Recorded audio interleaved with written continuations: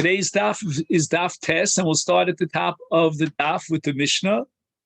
And we know from the Gemara on daf ches that a sukkah cannot be kshera unless it was l'shem tzel, that the schach was put up for purposes of shade.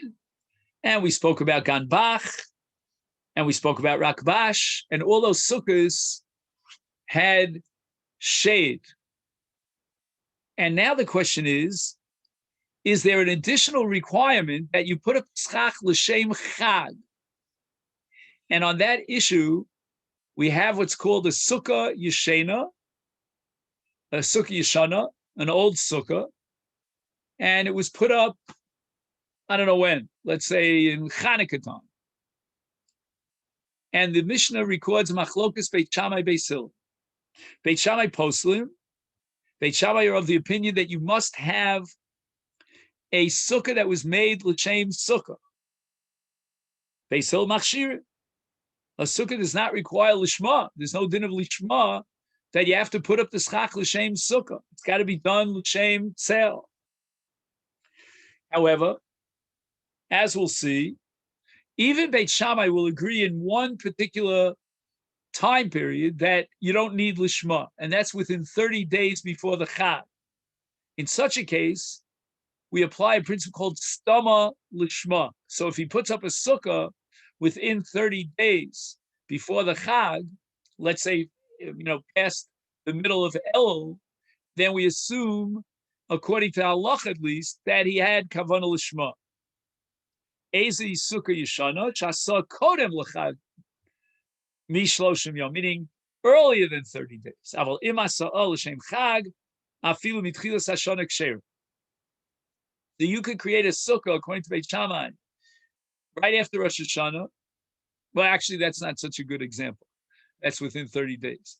Let's say right after Chanukah, you could create a sukkah, and if you have in mind l'shem chag, then it's a fine, perfect sukkah. However, if you didn't have in mind l'shem chag, then putting up a sukkah after Chanukah would not be valid according to Beit Shammai. Beis Hillel would validate it; he doesn't require l'shma. But Beit Shammai would agree that within a 30-day period before the chag, certainly the sukkah is kshera. You don't need kavanah l'shma. Ad kan the Mishnah. Now the Gemara says, "My time in the Beit Shammai." How does he derive this requirement that a sukkah has to be made l'shem chag? On Makra, the pasuk says in Parshas Emor, I'll read the whole pasuk. B'chemisha asar yom l'chodesh hashvi hazeh chag hasukos shivas yomim laShem. And what does it mean when the Torah says Sukkos laShem, Sukkah suya l'shem? What does it mean l'shem? L'shem chag be'ina. He's got to do it because God commanded him in the mitzvah of Sukkah. Beis Hillel, they use the pasuk to derive a different halacha. Hahu mi boile licher Rav Sheshes. The Amar Rav Sheshes mishum Rabbi Akiva minayin liatzei Sukkah shasurim kol shiva.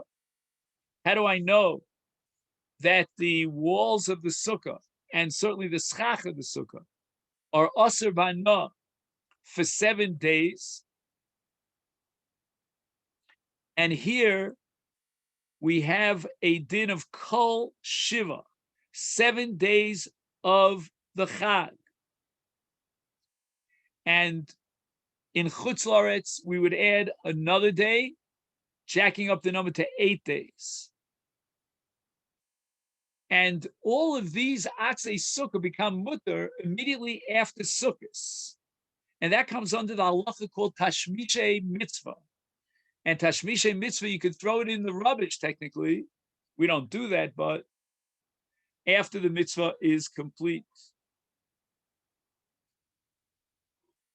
Now the Rosh claims that atzei sukkah in Rav Sheshes' statement is a reference to the schach.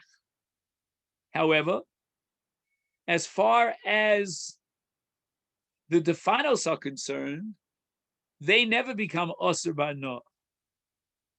Now, how does the Rosh draw that conclusion? Because Talmud Lomar, Rav Sheshes quotes a pasuk And he derives the Isur Hana from the pasuk Chag HaSukkos Shivas Yamim Lashem. And Chag HaSukkos is a reference to the Succah. The Tanya, Rabbi Yehuda ben Beseira Omer, Kishem Shechal Shem Shemayim Al HaChagiga, Kach Chal Shem Shemayim Al HaSukkah. And Nemar Chag HaSukkos Shivas Yamim Lashem. We have a loch of Chagiga, which is brought on a moed, and that's also bana until he's maktu the murim, and that's derived from Lashem Shemayim. Chal Shem Shemayim ala carbon. The carbon is Lashem. So too, the Sukkah also requires Lashem. That's what it says in the pasuk. Chag HaSukkos Shivas Yamim Lashem. Now, in Chagiga, the Torah uses the word Chag. Here in Sukkot, the Torah uses the word Chag. And that's going to give us an analogy equation that Ma Chag Lashem, just like the Korban Chagiga is Kadosh Lashem, and that means you're not allowed to have any benefit until after the Aktar say Murim. So to have Sukkah, Lashem, it's Kadosh Lashem, and it's Osir Bano. However, there is another opinion here, and that is the Bach. He claims that he interprets the Rambam that even Atzei Defanos Asurim Bano Min HaTorah. It means that the word Sukkah includes anything that's necessary to create a Sukkah. Even though literally you translate Sukkah as Schach, but we're talking about an entity called Sukkah, which includes within it even the defanos, the walls of the Sukkah, because you cannot have a Sukkah just with Schach without defanos. And therefore the Rambam, the way the Bach interprets the Rambam, expands the din of Lashem, of Isur Hana, to include even the defanos of a Sukkah.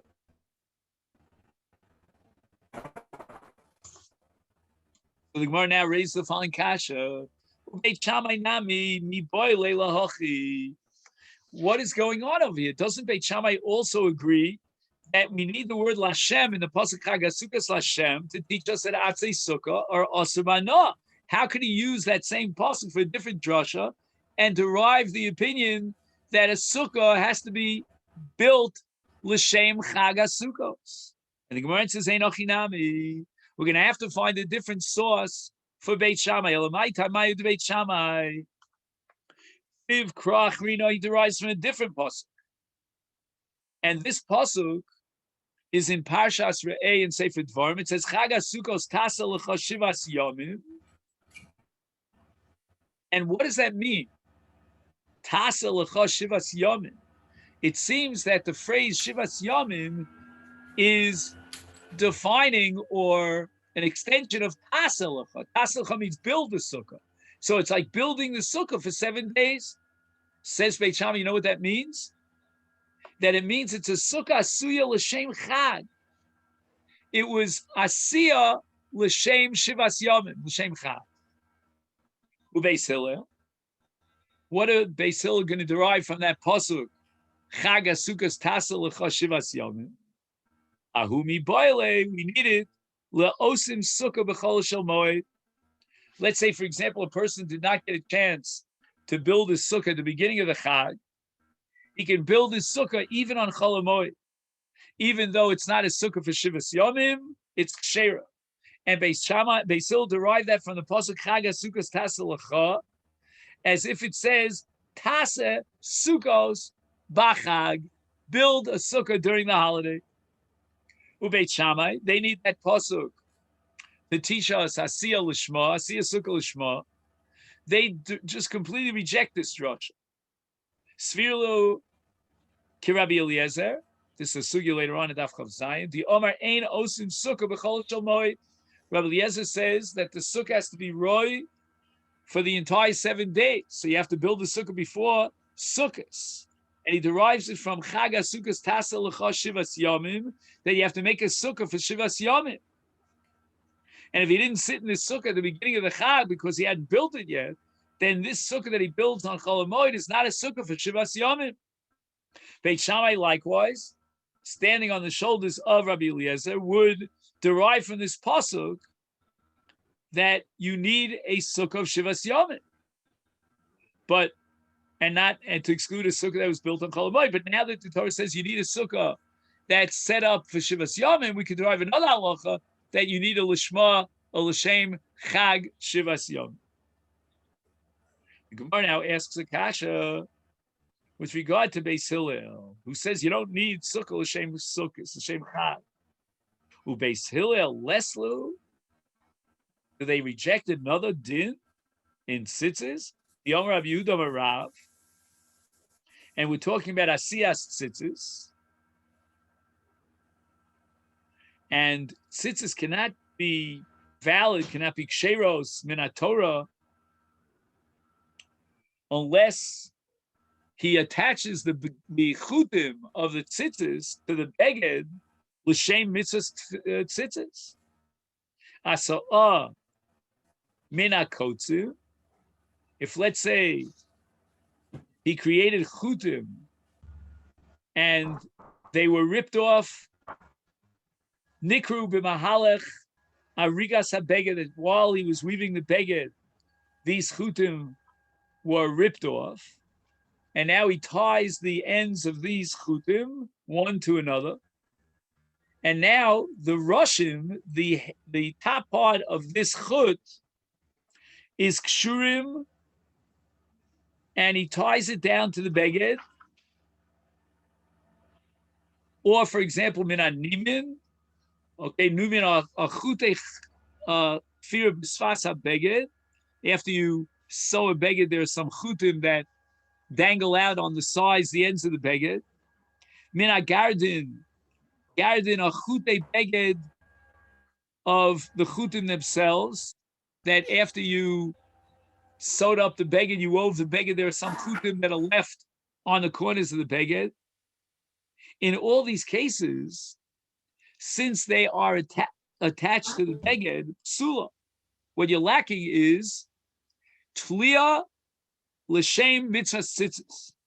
But min asisim kshera. If you have a long cord or thread that's wound up like a ball, and they wove it shalol l'shem mitzvah tzitzis, so the tviyah itself, which is called the weaving, was not done for the sake of tzitzis, shera. Once he puts it on the beged l'shem mitzvah tzitzis, that's fine. We don't need tviyah of chutim l'shem tzitzis. We need that the tliya on the beged, attaching the tzitzis to the beged, that should be done l'shem tzitzis. Tviyah doesn't have to be l'shem asiyas tzitzis. Now Rabbi Yehuda says, Ki amrisu kamei de Shmuel. When I said over this halacha to Shmuel, Amar li, he said to me, Af min asisim nami psula. It's not enough that you put on the chutim attachment to the beged lishma, l'shem mitzvah tzitzis. You also have to do the tviyah. The weaving of the chutim has to be done lishma. So the Gemara now is going to ask a kasha from the words of Rav and Shmuel, that we see that asiyas tzitzis require lishma. Just that according to Rav, it's only the tliya that needs lishma. According to Shmuel, even the tviyah needs lishma. Is hachinami. Let's apply the same rule to sukkah. Any boy sukkah suya lishma. If the sukkah was not created lishma, it's shalol lishma, it should be possible. And from the fact that, as far as sukkah is concerned, Beis Hillel doesn't require asiyah lishma, we should prove that Beis Hillel would not require asiyah lishma in the case of tzitzis. Whereas Rav and Shmuel said explicitly that we need asiyah lishma. So just to summarize, we want to understand why is it that Beis Hillel does not require asiyah lishma in sukkah, and yet it seems that everybody agrees that in tzitzis you need asiyah lishma. Again, whether it means attaching the tzitzis or creating and weaving the tzitzis, that's a machlokes. But everybody agrees you need lishma and tzitzis. The Gemara answers Shani Hasam, the din is tzitzis is different. The Yomar Kra, the pasuk says Gedilim Tasa Lecha Al Arba Kanfos Ksuscha Asher Techaseba. So from the fact that it says Tasa Lecha, it implies that you need to create the tzitzis l'shem chovcha for the sake of fulfilling your obligation of tzitzis. In Sukkah, we don't have the same thing. We don't need asiyah l'shma. So Gemara asks, wait a minute. Hachinami chaga sukkahs tasa l'cha l'shem chovcha.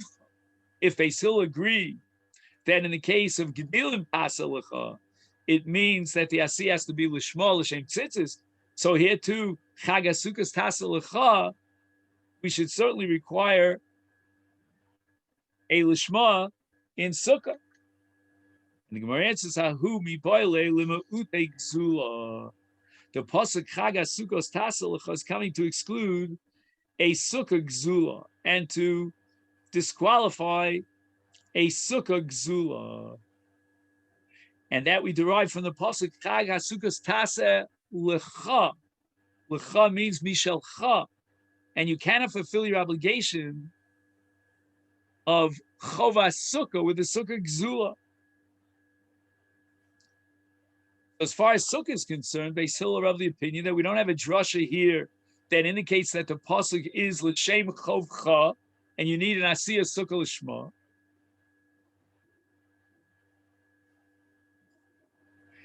And the case of tzitzis is different. Because in the case of tzitzis, it says lecha l'shem chovcha.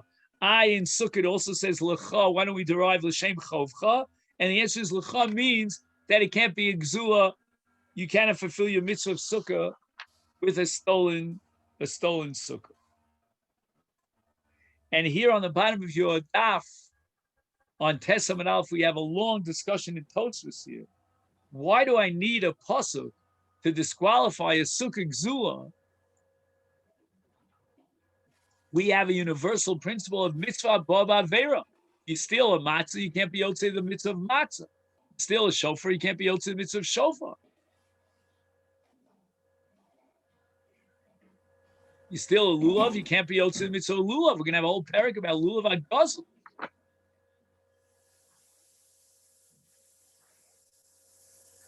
And if that be the case, what was the hava meaning that could be yotzei with this a sukkah gzula that I need a pasuk lecha to tell me that a sukkah gzula is psula? Why do I need such a pasuk?